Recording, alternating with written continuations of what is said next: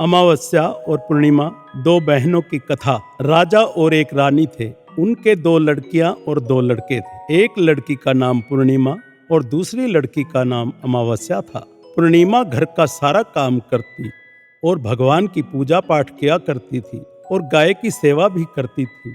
लेकिन अमावस्या ना तो घर का काम करती थी और ना ही भगवान की पूजा पाठ करती थी और ना ही गौ की सेवा करती थी।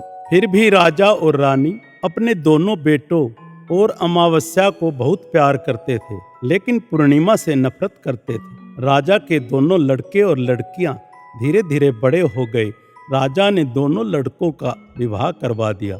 इसके बाद रानी ने कहा कि दोनों लड़कियां भी विवाह के योग्य हो गई हैं, तो इनके लिए भी कहीं पर जाकर रिश्ता तय करके विवाह करवा दो। लेकिन अमावस्या का विवाह किसी बड़े घर में करना और पूर्णिमा को किसी गरीब घर में देना, क्योंकि पूर्णिमा को घर का काम करना और भगवान की पूजा करना और गाय की सेवा करना यही पसंद है। अब रानी ने राजा को दोनों बहनों का रिश्ता तय करने के लिए भेजा, तो राजा अपने पड़ोसी राज्य के राजकुमार से अमावस्या की शादी का रिश्ता तय कर देते हैं और उसी गांव में एक गरीब लड़के से पूर्णिमा की शादी का रिश्ता तय कर देते हैं। राजा अपनी रानी को दोनों बहनों की शादी के रिश्ते के बारे में बताते हैं, तो रानी अब सोचती है कि पूर्णिमा की भगवान कैसे मदद करते हैं, क्योंकि यह पूजा पाठ बहुत करती है और गाय की सेवा भी करती है। लेकिन पूर्णिमा के भाई और भौजाई पूर्णिमा से बहुत प्यार करते थे, क्योंकि पूर्णिमा उनका घर के काम में हाथ बटाती थी और अमावस्या उन पर अपना रौब जमाती थी। राजा इसके कुछ दिनों बाद ही उनका विवाह करवा देते हैं और जब राजा और रानी उन दोनों लड़कियों को विदाई देते हैं, तब अमावस्या को विदाई के समय बहुत सारी धन दौलत देते हैं और पूर्णिमा को कुछ भी नहीं देते हैं। इसके बाद दोनों बहनें अपने अपने ससुराल चली जाती हैं। अब एक दिन अमावस्या ने अपने घर शिव चर्चा रखी, जिसमें उसने पूरे गांव वालों को अपने घर बुलाया, लेकिन पूर्णिमा को नहीं। जब गांव की औरतें अमावस्या के यहाँ जा रही थी, तब पूर्णिमा अपने दरवाजे के बाहर बैठी हुई थी। तो उन औरतों ने पूर्णिमा से कहा कि तुम्हारी बहन के शिव चर्चा है, तुम नहीं चलोगी क्या? पूर्णिमा ने कहा, मुझे तो बुलाया ही नहीं, मैं कैसे चल सकती हूँ? औरतों ने कहा, बुलाया नहीं तो क्या हुआ, वहां तो भगवान की शिव चर्चा है, तुम चलो हमारे साथ। पूर्णिमा उन औरतों की बात मानकर उनके साथ चली जाती है। जब अमावस्या की नजर पूर्णिमा पर पड़ी, तो अमावस्या ने गुस्से में आकर पूर्णिमा से कहा कि तुम यहाँ कैसे चली आई, तुम्हें तो मैंने बुलाया ही नहीं।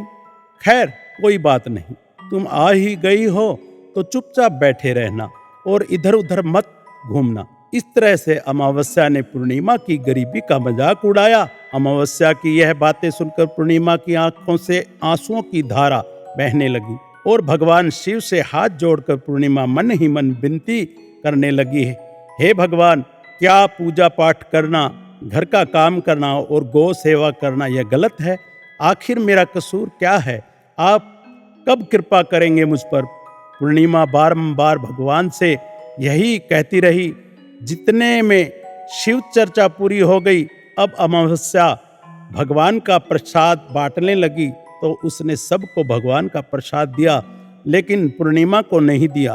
पूर्णिमा बिना प्रसाद के ही घर लौटने लगी, तो रास्ते में उसने सोचा कि बच्चे प्रसाद मांगेंगे तो मैं उन्हें क्या कहूँगी। उसने सोचा कि मैं अपने मायके अपने भाई और भौजाई के यहाँ जाऊँगी और वहाँ से बच्चों के लिए कुछ लेकर जाऊँगी। ऐसा सोचते हुए वह अपने घर आ गई और उसने अपने पति और बच्चों से कहा कि मैं अपने मायके जा रही हूँ। उन्होंने कहा ठीक है, और पूर्णिमा मायके के लिए रवाना हो गई। चलते चलते एक चबूतरा आया, जिस पर तुलसी का पौधा लगा हुआ था और उस चबूतरे पर एक बूढ़ी औरत बैठी हुई थी। वह कोई और नहीं, साक्षात तुलसी माँ थी। उस बूढ़ी औरत ने पूर्णिमा से कहा, बेटी तुम कौन हो और कहाँ जा रही? तो पूर्णिमा ने अपना परिचय दिया।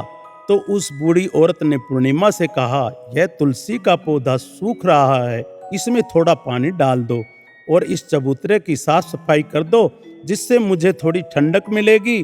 पूर्णिमा ने कहा, ठीक है माँ जी। उसने तुलसी में पानी डाला और चबूतरे की साफ सफाई की और उस बूढ़ी औरत को भी नहला दिया और उसके पैर दबाए और कहा, और क्या काम है माँ जी? उसने कहा, कुछ नहीं, अब तुम जाओ और वापस आते समय मुझसे मिलकर जाना। पूर्णिमा ने कहा, ठीक है माँ जी। और वह वहां से रवाना हुई तो चलते चलते आगे एक शिव चबूतरे पर बैठे हुए थे। वह कोई और नहीं, साक्षात भगवान महादेव थे। उन्होंने पूर्णिमा से कहा, बेटी तुम कौन हो और कहाँ जा रही हो? पूर्णिमा ने अपना परिचय दिया। फिर उस बूढ़े बाबा ने पूर्णिमा से कहा, इस चबूतरे और इस मंदिर की साफ सफाई कर दो बेटी। पूर्णिमा ने कहा, ठीक है बाबा। और उसने चबूतरे और मंदिर की साफ सफाई की और पूजा पाठ की। उस बूढ़े बाबा को भी नहला दिया और कहा, और क्या काम है बाबा? उस बूढ़े बाबा ने कहा, और कुछ नहीं बेटी, अब तुम जाओ और वापस आते समय मुझसे मिलकर जाना। पूर्णिमा ने कहा, ठीक है बाबा। और वह वहां से रवाना हुई और आगे चलते चलते काली माँ का मंदिर मिला। वहां भी एक बूढ़ी औरत चबूतरे पर बैठी हुई थी। उस बूढ़ी औरत ने पूर्णिमा से कहा, तुम कौन हो बेटी और कहाँ जा रही हो? पूर्णिमा ने अपना परिचय दिया। तब उस बूढ़ी औरत ने पूर्णिमा से कहा, बेटी यहाँ सब पूजा पाठ करने तो आते हैं, लेकिन मंदिर की साफ सफाई कोई नहीं करता, इसलिए इस चबूतरे और मंदिर की साफ सफाई कर दो। पूर्णिमा ने कहा, ठीक है माँ जी। तब पूर्णिमा ने मंदिर और चबूतरे की साफ सफाई की और पूजा पाठ किया और माता का श्रृंगार किया और उस बूढ़ी औरत को नहला दिया और बूढ़ी औरत के पैर दबाए। और पूर्णिमा ने कहा, और क्या काम है माँ जी? तब उस औरत ने कहा, कुछ नहीं, अब तुम जाओ और वापस आते समय मुझसे मिलकर जाना। तब पूर्णिमा ने कहा, ठीक है माँ जी। इसके बाद वो वहां से रवाना हुई और थोड़ा आगे चलते चलते एक नदी आई। नदी के किनारे भी एक बूढ़ी औरत बैठी हुई थी। वह साक्षात गंगा मैया थी। उस बूढ़ी औरत ने कहा, तुम कौन हो बेटी और कहाँ जा रही हो? पूर्णिमा ने अपना परिचय दिया। इसके बाद उस औरत ने पूर्णिमा से कहा, इस नदी पर स्नान करने तो सब आते हैं, लेकिन यहाँ साफ सफाई कोई नहीं करता, इसलिए तुम इस किनारे पर साफ सफाई कर दो। पूर्णिमा ने कहा, ठीक है माँ जी। पूर्णिमा ने वहां पर साफ सफाई की और उस बूढ़ी औरत के पैर दबाए और कहा, और क्या काम है माँ जी? उस बूढ़ी औरत ने कहा, कुछ नहीं बेटी, अब तुम जाओ और वापस आते समय मुझसे मिल कर जाना। इसके बाद पूर्णिमा नाव में तैरने लगी तो नाव फूलों से सजी हुई थी। वह नाव में बैठ नदी के दूसरे किनारे पर उतर गई। इसके बाद वह अपने पीहर के घर पहुंच गई। वहां पर पूर्णिमा के भाई भौजाइयों ने उसे देखा तो वो बहुत खुश हुए और उन्होंने पूर्णिमा की बहुत खातिरदारी की और खूब सारी बातें करते हैं और कहा कि बच्चों को भी साथ लेकर आती। इसके बाद सब खाना खाकर सो जाते हैं और सुबह जब पूर्णिमा ने अपने ससुराल जाने के लिए कहा तो भाभीियों ने उसे एक लाल साड़ी दी और एक थैले में बच्चों के लिए कपड़े और खाने पीने का कुछ सामान रख दिए और कहा कि तुम बहुत दिनों के बाद आती हो, जल्दी जल्दी आया करो। पूर्णिमा ने कहा, ठीक है। इसके बाद पूर्णिमा की भाभीियों ने पूर्णिमा को हाथ में थैला दिया और कहा कि जाओ और वापस जल्दी आना। इसके बाद पूर्णिमा वहां से रवाना हुई और उसी नदी के किनारे पर पहुंच गई। नाव में बैठकर नदी के दूसरे किनारे पर उतर गई। वहां पर उतरने के बाद पूर्णिमा को वही बूढ़ी माँ मिली जो साक्षात गंगा मैया थी। उस बूढ़ी माँ ने कहा, आ गई हो बेटी? पूर्णिमा ने कहा, मैं आ गई। तो उस बूढ़ी माँ ने पूर्णिमा को एक थैला दिया और कहा कि इसे तुम अपने घर ले जाकर ही खोलना। पूर्णिमा ने कहा, ठीक है माँ जी। अब पूर्णिमा के पास 2 थैले हो गए। उन्हें लेकर वहां से रवाना हुई। पूर्णिमा अब आगे चली तो वहीं काली माँ का मंदिर आया। वहां भी काली माँ बूढ़ी माँ के रूप में बैठी हुई थी। उसने कहा, आ गई बेटी? पूर्णिमा ने कहा, हाँ माँ जी, मैं आ गई। तो काली माँ ने भी एक थैला दिया और कहा कि इसे घर ले जाकर ही खोलना। पूर्णिमा ने कहा, ठीक है माँ जी।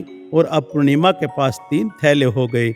पूर्णिमा ने एक थैला सर पर लिया, एक एक हाथ में ले लिया और वहां से रवाना हुई और आगे चली तो आगे वही भगवान शिव का मंदिर आया। वहां पर भगवान शिव बूढ़े बाबा के रूप में बैठे हुए थे। तो उन्होंने कहा, बेटी आ गई हो? तो पूर्णिमा ने कहा, हाँ बाबा मैं आ गई। तो उस बूढ़े बाबा ने भी पूर्णिमा को एक थैला दिया और कहा कि इसे अपने घर ले जाकर ही खोलना। पूर्णिमा ने कहा, ठीक है बाबा।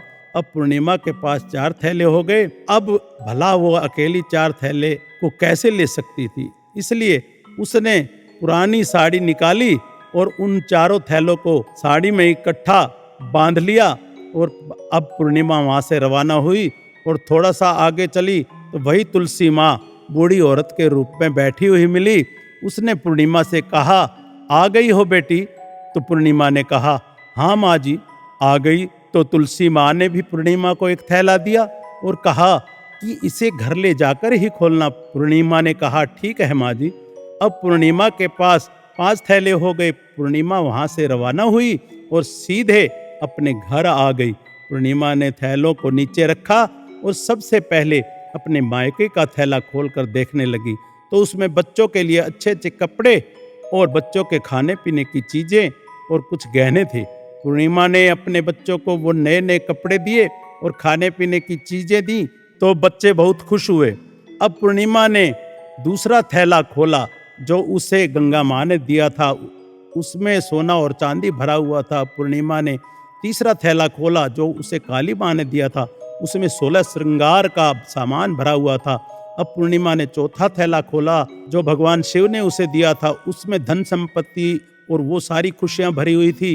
अब पूर्णिमा ने 5वां थैला खोला जो उसे तुलसी माँ ने दिया था, उसमें चावल दाल और 7 प्रकार का धान भरा हुआ था। अब पूर्णिमा के घर में किसी भी चीज की कमी नहीं थी और उसका धन धान्य से परिपूर्ण हो गया। अब पूर्णिमा और उसका परिवार खुशी खुशी रहने लगा।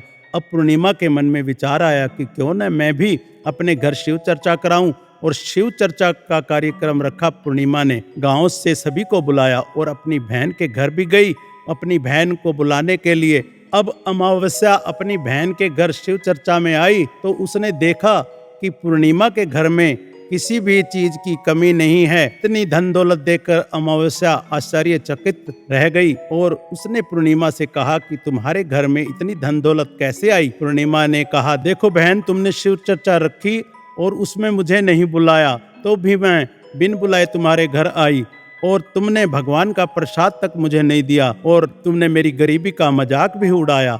उसके बाद मैं जब अपने घर आ रही थी तो रास्ते में मेरे मन में विचार आया कि घर में बच्चे प्रसाद मांगेंगे तो उन्हें क्या कहूँगी, इसलिए मैंने सोचा कि मैं अपने मायके जाऊंगी। और मैं अपने मायके चली गई और जो कुछ भी घटना हुई वह सब अमावस्या को बता दी। तब अमावस्या ने पूर्णिमा से कहा कि तुम भी मुझे प्रसाद मत दो और मुझे डांटो, लेकिन पूर्णिमा ने कहा कि यह तो भगवान का प्रसाद है, मैं तो सबको दूंगी और तुम्हें भी दूंगी। फिर भी अमावस्या ने प्रसाद भी नहीं लिया और वह सीधे अपने घर चली गई। घर जाकर अपने बच्चों से कहकर वह अपने मायके जाने के लिए रवाना हो गई। चलते चलते रास्ते में वही तुलसी माँ मिली जो चबूतरे पर बूढ़ी माँ का रूप धारण करके बैठी हुई थी। उस बूढ़ी माँ ने अमावस्या से कहा, बेटी तुम कौन हो और कहाँ जा रही हो? यह तुलसी का पौधा सूख रहा है, इसमें थोड़ा सा पानी डाल दो और इस चबूतरे की साफ सफाई कर दो। इस पर अमावस्या ने कहा, हे बुढ़िया, तुझे दिखाई नहीं देता मैंने कितनी महंगी साड़ी पहन रखी है, यह गंदी हो जाएगी। ऐसा कहकर वह आगे चली गई तो भगवान शिव मिले, उनको भी उसने ऐसे ही कह दिया। उसके बाद आगे चली तो काली माँ मिली, काली माँ को भी उसने ऐसे ही कह दिया। उसके बाद आगे चली तो गंगा मैया मिली, गंगा मैया को भी उसने ऐसा ही कह दिया। इसके बाद वह नाव में बैठने लगी तो नाव में फूलों की जगह कांटे थे जो उसके पैरों में चुभ गए और वह दूसरे किनारे पर उतरकर वह अपने मायके चली गई। जब वहाँ उनकी भौजाइयों ने देखा तो वे आपस में धीरे से बोली, काम की न काज की, 2.5 सेर अनाज की, ये बला कहाँ से आ गई है? अब आ ही गई है तो ठीक है। पूर्णिमा तो अपने काम में हाथ बटाती थी, यह कोई काम तो करेगी नहीं। अब उन्होंने खाना बनाया और खाकर सो गए। अमावस्या सुबह उठी और अपनी भौजाइयों से कहा कि मैं अपने ससुराल जा रही। तो उन्होंने कहा ठीक है जाओ। अमावस्या बोली पूर्णिमा को तो तुमने एक थैला दिया था और मुझे कुछ नहीं दोगी क्या? भौजाइयों ने कहा तुम घर जाओ, थैला तुम्हारे घर पहुंच जाएगा। फिर वह वहां से रवाना हुई और नदी के किनारे आकर नाव में बैठकर दूसरे किनारे पहुंची। वहां गंगा मैया बूढ़ी माँ का रूप धारण करके बैठी हुई थी। बूढ़ी माँ ने कहा आ गई हो बेटी। अमावस्या ने कहा तुमने पूर्णिमा को एक थैला दिया था और मुझे नहीं दोगी क्या? बूढ़ी माँ ने कहा तुम अपने घर जाओ, थैला तुम्हारे घर पहुंच जाएगा। इसके बाद काली माँ ने भी ऐसा ही कह दिया। इसके बाद भगवान शिव ने भी ऐसे ही कह दिया। इसके बाद तुलसी माँ ने भी ऐसा ही कह दिया। इसके बाद जब वह अपने घर पहुंची तो आंगन में 5 थैले रखे हुए थे। अमावस्या ने अपने मन में सोचा कि आज तो मैं निहाल हो गई। उसने जल्दी जल्दी से सभी थैलों को खोला तो उसमें किसी में मिट्टी, तो किसी में पत्थर, तो किसी में कंकड़, किसी में कोयला, किसी में सांप बिच्छू भरे हुए थे। यह सब देखकर उसने अपना सर पकड़कर कहने लगी हे भगवान, मुझे मायके में भी कुछ नहीं मिला और इन थैलों में भी कुछ नहीं मिला। इसके बाद अमावस्या दौड़ती हुई अपनी बहन पूर्णिमा के घर जाती है और पूर्णिमा से कहती है तुझे तो इतना सब कुछ मिला और मुझे कुछ नहीं मिला, आखिर क्यों? पूर्णिमा ने कहा कि मैं जब अपने मायके जाती हूँ तो अपनी भौजाइयों के साथ मिलकर काम करती हूँ और तुमने कभी उनकी इज्जत नहीं की है, इसलिए तुम्हें वो भला क्या देती। और इसके बाद तुमने गंगा माँ को ठुकरा दिया और काली माँ को भी ठुकरा दिया और भगवान शिव को भी ठुकरा दिया और तुलसी माँ को भी ठुकरा दिया, इसलिए उन्होंने भी तुम्हें कुछ नहीं दिया। अमावस्या बोली बहन मुझे माफ कर दो, मैंने सदा तुम पर अत्याचार किए हैं, कुछ नहीं मिला तो कोई बात नहीं, मैं भगवान की भक्ति करके सब कुछ प्राप्त कर लूंगी। इसका रहस्य बताओ। तो पूर्णिमा ने कहा तुम 3 सूत्र का ज्ञान ले लो। पहले सूत्र में दया मांगना और दूसरे सूत्र में चर्चा करना और तीसरे सूत्र में 108 बार ओम नमः शिवाय का जाप करना। बहन भगवान ने जो 3 सूत्र दिए हैं इनको अपने हृदय में बसा लेना। मैंने सच्चे मन से भगवान की पूजा पाठ की, इसलिए मेरे पास कुछ नहीं था, फिर भी भगवान ने मुझे सब कुछ दिया और तुम्हारे पास जो सब कुछ था वो भी खत्म हो गया। इसके बाद अमावस्या अपने घर गई और भगवान की पूजा पाठ करने लगी और भगवान शिव से माफी मांगने लगी और गौ सेवा करने लगी और दूसरों की मदद करने लगी। वीडियो अगर पसंद आया हो तो वीडियो को लाइक और चैनल को सब्सक्राइब करें और अपने दोस्तों के साथ शेयर करें। धन्यवाद।